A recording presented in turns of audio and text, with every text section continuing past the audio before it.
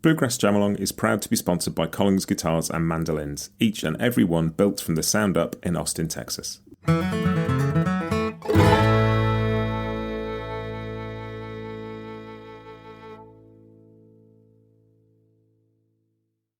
Hi, this is Matt, and you're listening to Bluegrass Jam Along, the podcast for anyone and everyone who loves bluegrass.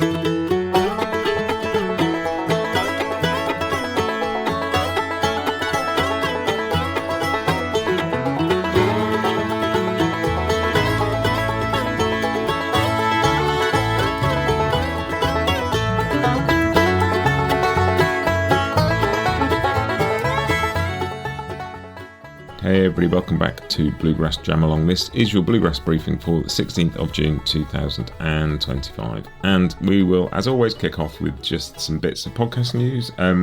If you've been around on the podcast for the last couple of weeks, you may have noticed we are celebrating David Grisman. This year marks 50 years since the David Grisman Quintet first got together. And just wanted to celebrate that really and talk about that story a bit and dig in a bit deeper with some of the people who were there. Started off with an episode with Mike Marshall and Darrell Anger. Followed it up last week with a chat with Todd Phillips.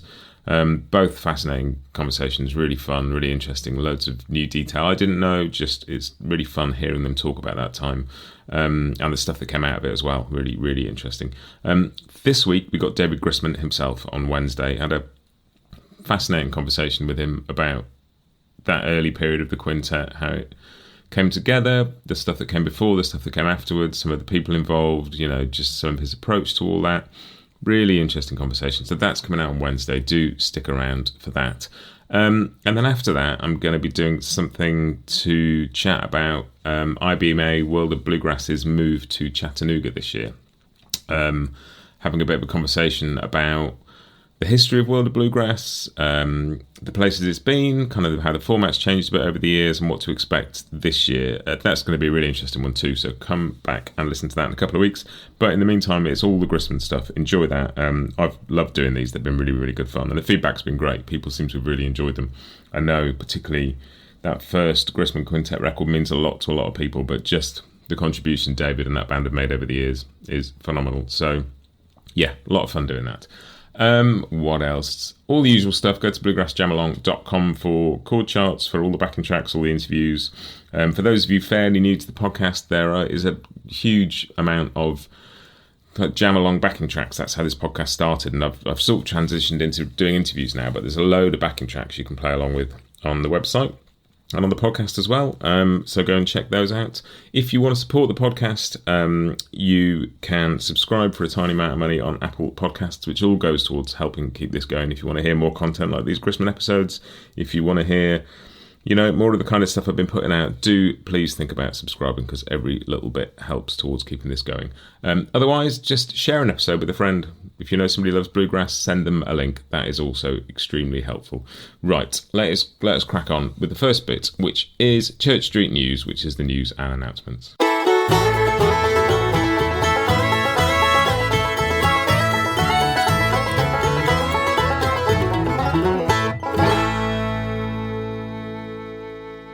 And what's the first bit of news? First bit of news is Tony Rice, talking of the Grisman Quintet. One of the things he went to do after that, very much influenced by the stuff he'd done with Grisman, a record called Backwaters from the early 80s. And it is being reissued by Craft Recordings as a vinyl reissue, but it's also been remastered. And it's the first time the original analog tapes have been used in a cutting process. The original pressing was digitally mastered, and they've gone back to the analog tapes and they've redone it. And it's coming out on vinyl in September, but it's also coming out remastered in standard and high-res digital formats on the streaming platforms from June the 27th. You can pre-save it, or you can pre-order a copy of the vinyl. So if you just click on the link in the show notes, that'll take you through to a place you can find all the links for that. So yeah, a lot of people are really excited about this one. There's always a bit of a buzz when there's one of Tony's records reissued, but I mentioned this on Instagram a couple of weeks ago when I first heard, and people are very excited about this one. So that's Tony Rice Backwaters, first ever analog reissue on vinyl. The second bit of news, Del McCoury's Picking Party, January the 2nd to the 5th at Wigwam Resort in Phoenix, Arizona. This sounds like a lot of fun. I saw this pop up last week and thought that would be an amazing thing to go to. It's 4 nights of what they describe as an immersive experience. There's performances, there's masterclasses, workshops, storytelling sessions, all sorts of stuff. And it features Dell, the Travelling McCourys, Jerry Douglas and his band, David Grisman will be there, Sierra Hull will be there. It's a rare chance to see David Grisman perform these days. He doesn't do a lot of it, so what a lineup that is. Concerts every night with some what described as once-in-a-lifetime collaborations, which I can only imagine based on who's going to be there. Workshops. The workshops alone sound great. Guitar workshops from Molly Tuttle, Bryan Sutton, Cody Kilby, Mike Seal, Heaven McCory and more. Mandolin workshops, David Grisman, Sierra Hull, Ronnie McCory and Marty Stewart. Dobro workshops by Jerry Douglas, Rob Ikes and Justin Moses. Fiddle workshops, Christian Ward and Christian Sedelmeier. Bass workshops, Daniel Kimbrough and Alan Bartram. I mean, that sounds like a few days you don't want to miss. Link is in the show notes. It's just delmccorypickingparty.com, but there's a link in the show notes. Go and click through and have a look at that. That looks like an experience and a half. And last bit, 2 more bits of news actually.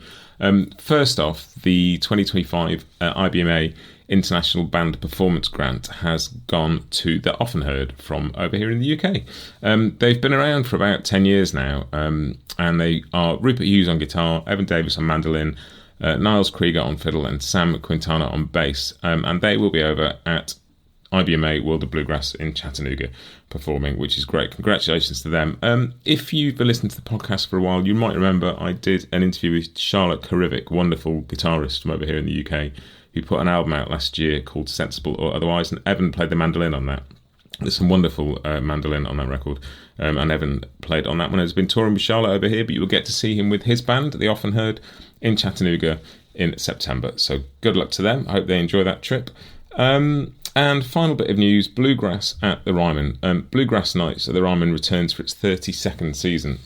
And it kicks off tomorrow, which is June 17th, with the Dan Tominski Band, followed by weekly shows from Kitchen Dwellers, Rhonda Vincent, Mighty Poplar, Eastern Ashgrass and AJ Lee and Blue Summit, and then finally Ricky Skaggs and Kentucky Thunder. You can get a season pass for the whole lot, and they're also doing 3 show packages, and there's information about all of that on the Ryman's website. I'll stick a link in the show notes so you can just click straight through to the page. But that also, what a great lineup. What a great chance to see some of those bands at the Ryman. That'll be a lot of fun. That is it for your news and announcements. Quick recap then, we've got the Tony Rice Backwaters reissue, Dale McCory's Picking Party, Often Heard as IBMA International Band this year, and Bluegrass at the Ryman. Loads of good stuff there. Let's move on to the new releases, which is The Grass is New.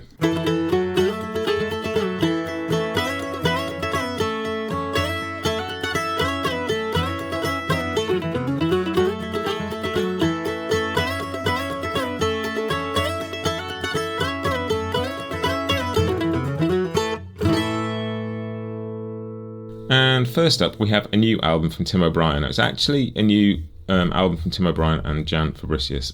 She has played on his stuff recently, but this is the first one that's like a proper, true collaboration and duo album. So it's the pair of them. It's not just Tim, it's Tim and Jan. It is called Paper Flowers. It is out now.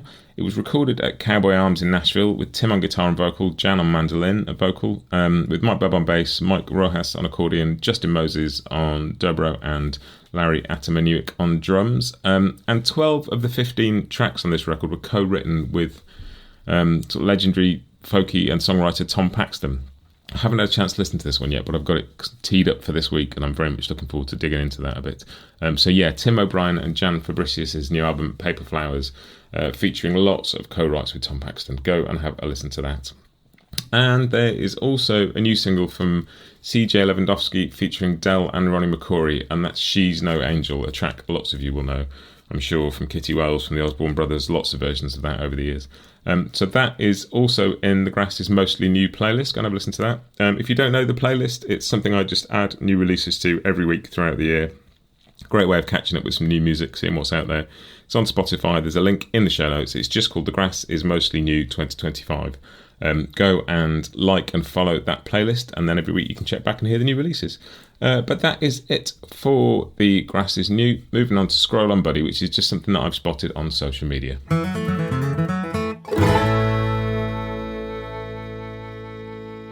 And This week's Scroll On Buddy. I saw a post actually just before I started recording this, and noticed that Punch Brothers' album Anti-Fogmatic has turned 15 yesterday. I love that record. It's a fascinating record. It's full of good stuff. And I chatted to Gabe on the podcast just after he left Punch Brothers, one of my favourite interviews that I've done over the last 4 and a bit years. Really interesting conversation about his time with Punch Brothers, about joining the band, about leaving the band, but we also chatted a bit about this, because one of my favourite fiddle solos of all time is on the track Missy, which is on Anti-Fogmatic. And he talked about recording that album and how they'd done the whole thing. They recorded together all of the music without the vocals and then put the vocals on. It's an extraordinary way to record a record like that. And it was a fascinating conversation. So if you are a Punch Brothers fan and you like Anti-Fogmatic, go and have a listen to the interview I did with Gabe if you missed it. I'll stick a link in the show notes to a couple of the major platforms, so if you want to go back and check it out, you can. But it was very cool, and I love that record, so I'm going to stick that on today when I finish recording this and go and have a listen. But yeah, that's it for Scroll On Buddy. Final bit is just what's been in my ears this week. And sort of a combination one, this. What's been in my ears is also what's been in my eyes. I've been rereading Bill C. Malone's book, Country Music USA, which is a huge doorstep of a thing. Fascinating, well-researched, well-written, full of detail, and like an astonishingly readable book, given how long it is. And it's just made me, I'm fairly early into, about 100 pages in, and it's made me want to dig back through and listen to some pre-war, kind of pre-country, pre-bluegrass roots of all this music stuff. And I've been listening to some stuff from the 20s and 30s, and I mean, there's loads of it out there on the streaming platforms and loads of great playlists. And there's a playlist from Ken Burns' country music TV series that covers quite a bit of this stuff as well.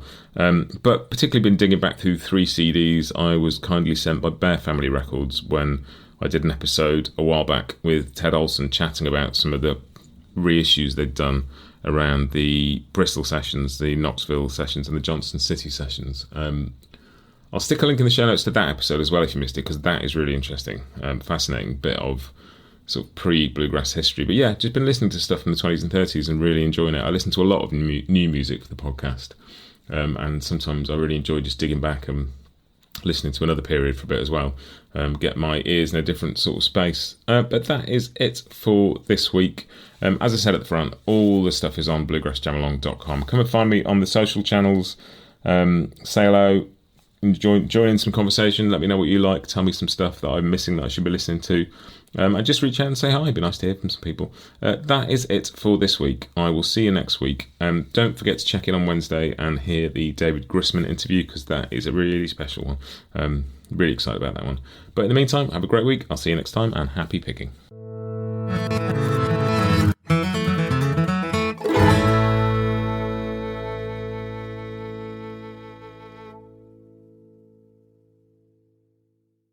Bluegrass Jam Along is proud to be sponsored by Collins Guitars and Mandolins, each and every one built from the sound up in Austin, Texas.